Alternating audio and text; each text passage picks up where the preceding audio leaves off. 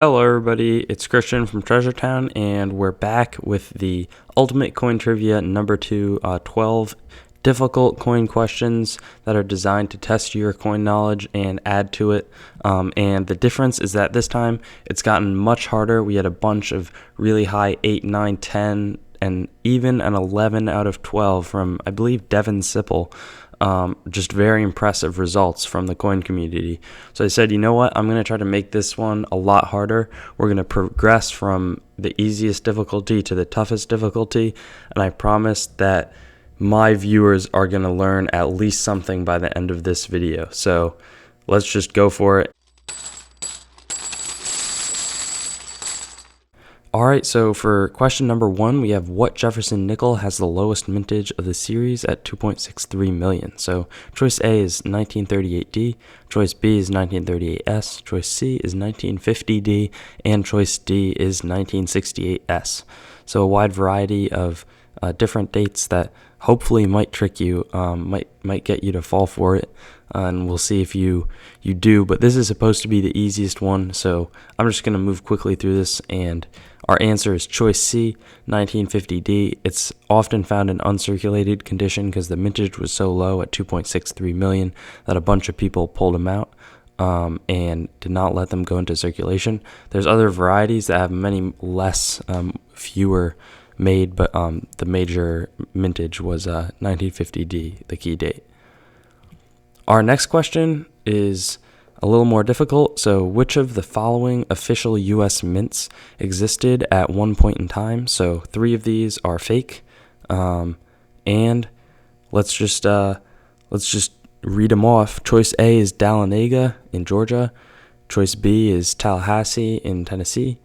Choice C is New York City in New York. And choice D is Pittsburgh, Pennsylvania. So this is where the coins are actually being made. And I'll give you a second to think. But our answer is going to be choice A, Dahlonega, Georgia. Hopefully this tricked a bunch of people. This was in the 19th century. I believe that there was like a Georgia gold rush that was going on at the time, and people kind of flocked into the area. They were mining gold, and this way they didn't have to send the gold back to the mint, in Philadelphia, which was far away, especially at that time, and they could just mint it right in Georgia. So hopefully this tricked a bunch of people. I was kind of fabricating the other one, so I hope it didn't seem so out of place that it had to be the answer, but it's a good one to know about, and it's also the original D mint mark. A lot of people think on the old coins, it's like, I don't know if this is even a date that has Dahlonega, but like 1843 D. It's not Denver, it's Dahlonega. So hopefully that's something new. Our third question is what mint produced the 1936 3.5-legged and 1937 3-legged Buffalo nickels? So I'm going to say that there could be more than one that they were produced at, but the choices are choice A, Philadelphia, choice B, Denver, choice C, San Francisco, and choice D, Carson City. So we have a 1916 beautiful-looking Buffalo nickel, but that didn't have the 3 and 3.5-legged airs. And our answer is choice B, Denver. The photo is of a genuine 37D 3-legged Buffalo nickel. Some characteristics that this photo shows: there's a weakness in the hind leg. There's a totally missing front right leg, and the letters of P and U of E pluribus unum are not touching the bison's back. So that's how you can tell if one is genuine. Then there's a picture of the Denver Mint. And that's quite a valuable coin, probably about $400 or $500 at the lowest, and easily goes up in value as the condition moves up. So number 4, we have what date do all Black Eagle $1 silver certificates have? I believe Lincoln is on this in the front, and I think Ulysses Grant is also featured on the obverse, but there were only one series of X year that they were made in, and it's a cool large size silver certificate to have in your collection. Choice A, 1896, choice B, 1899, choice C, 1907, and choice D, 1923. So our answer is choice B, 1899. A cool looking note. It's one of the more iconic large notes, and I kind of have worked with a bunch of them in not too great condition, but these are all series of 1899, and again, worth as like a midway point for old U.S. currency collectors, which I actually haven't done much of, but could be interesting to get into at some point. So which of the following barber dime dates is the best key date of the series? I don't know if I would have originally been able to pick this out, but so here we go. Choice A is 1893 over 2 overdate. Choice B is the 1894 S. Choice C is the 1895 O. And choice D is the 1907 O. So just a quick background. O is for New Orleans, if you didn't know. Kind of a relatively common coin fact, but I want to kind of hit everybody from an intermediate or beginner coin learner. So just going to put that little bit of information in. And our answer is the 1894 S. These very scarce mintage, extremely scarce, in fact. Only a handful, I believe, were made, and I think that it's a proof-only variety, which makes it, it's not like it's similar to like a branch mint proof from one of the Morgans, but there's different legends as to how these came about. One person said that they were like $2.40 short of some balance, and they made these dimes to pay it off or something like that. And one of these was found by somebody in like a coin tray, a cheap coin tray in 1957. So one of them was out in the wild, and that made for quite a coin story. But I think Panic of 1893 was going on, which was a panic of in like a short-term depression in the United States, and there were also few made. But this is a very rare year to see combined with a mint mark on the barber dime series. So moving on, which of the following overdate error coins actually exists? A little grammatical error there, I apologize. And this is a tricky question in that it could be 1, 2, 3, 4, or none of the above. Choice A is the 1900 O over CC Morgan dollar. Choice B is the 42 over 41 P Mercury dime. Choice C is the 1823 over 2 Matron head cent. And choice D is the 1918 over 7 S Standing Liberty quarter. And I'll give you a little bit of time to think about that, and now I'm going to move on. So none of the above. So all of them exist. Quick shout out to Wallace Coin, and they mentioned that they have a 1900 O over CC error coin in their collection. So I thought that's where I got the idea for this question. Here you can see the O is made over the CC. The CC has been taken off.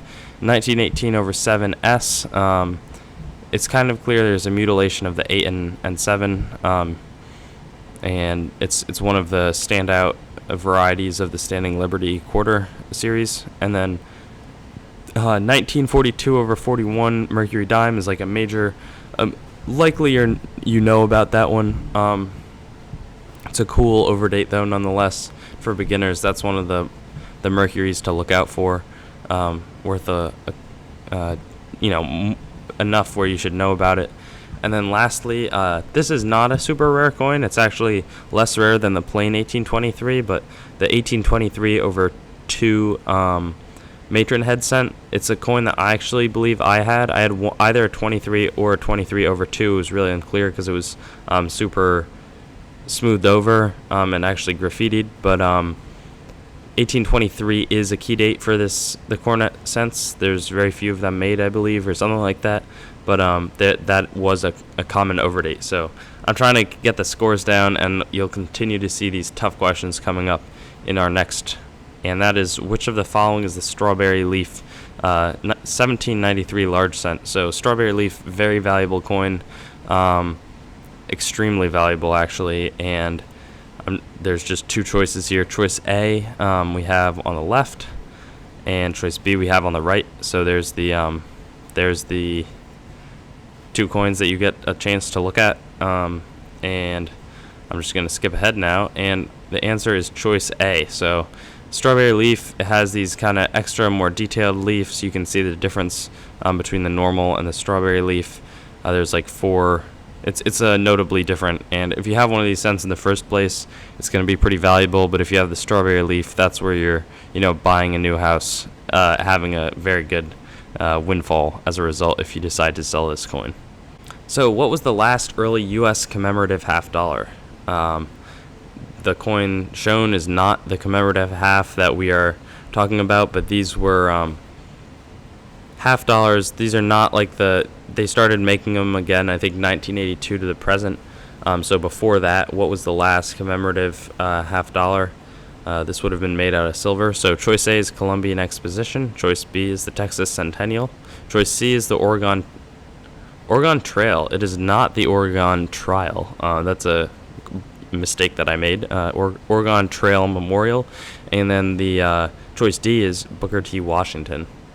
So we're going to just skip ahead, leaving our trial, I guess. And it's choice D. So the Booker T. Washington coin was minted for a little while. I believe it says 1946 in the photo right here. But I think that it was minted for actually extended time up until even 1954 when they discontinued the commemorative program until 1982.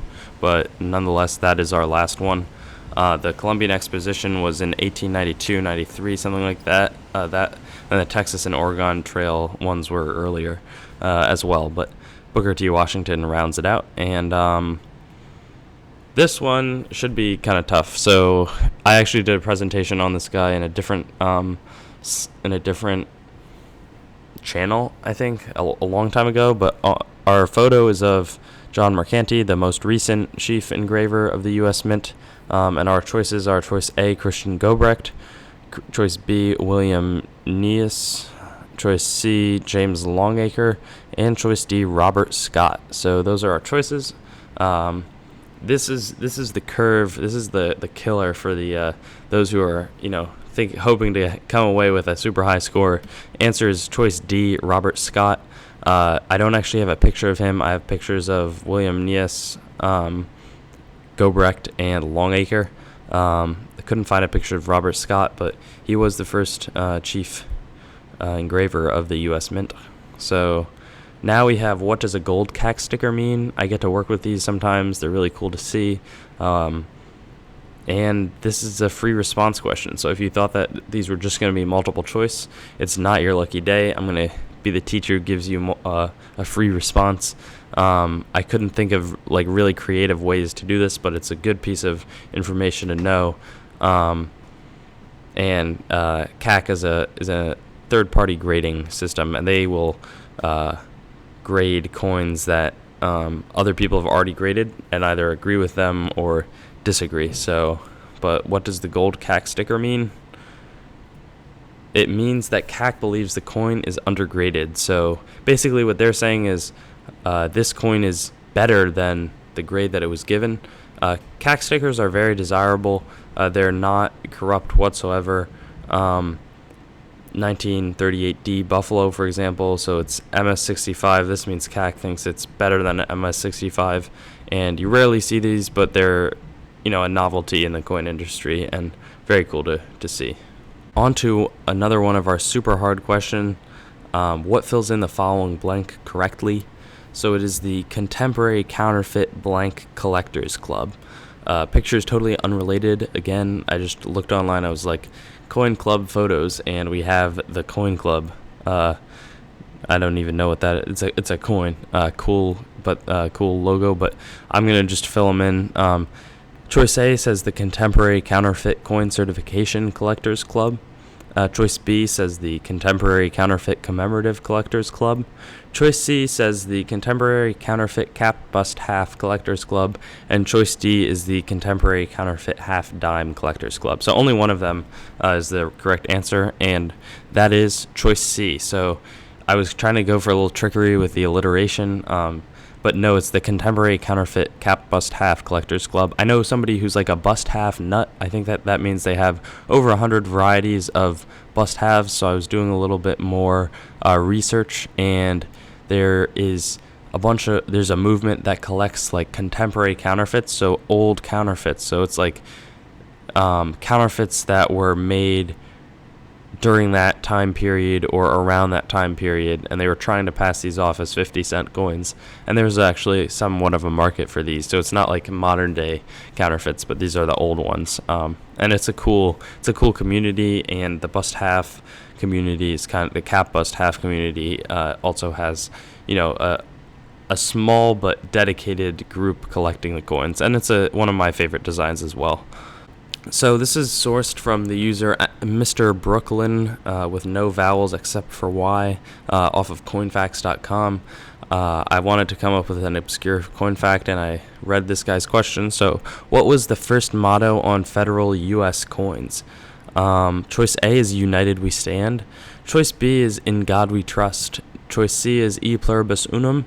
And choice D is Mind Your Business. So and this, again, as I think I said already, it's our last question, and our last answer is choice D, Mind Your Business. So on the 1787 Fugio cent, I believe the first cent that we made in this country, and I've actually held these in person. They're not worth a ton of money, but I mean, the one in the photo clearly is due to its exceptional condition, but it actually said Mind Your Business, so totally not the motto you'd expect. You'd be thinking like E Pluribus Unum. That sounds pretty good. In God We Trust. But no, it's not. It's Mind Your Business. Kind of a funny one and a funny fact that I wanted to end on for today. Hopefully this was a more challenging and informative session than the last one for those of you who are getting it really right. And if you didn't get much right, be encouraged, because that means you learn that much more. And I hope sincerely that you enjoyed watching. Check out the contemporary counterfeit cap bust half collectors club page. It's kind of a cool one.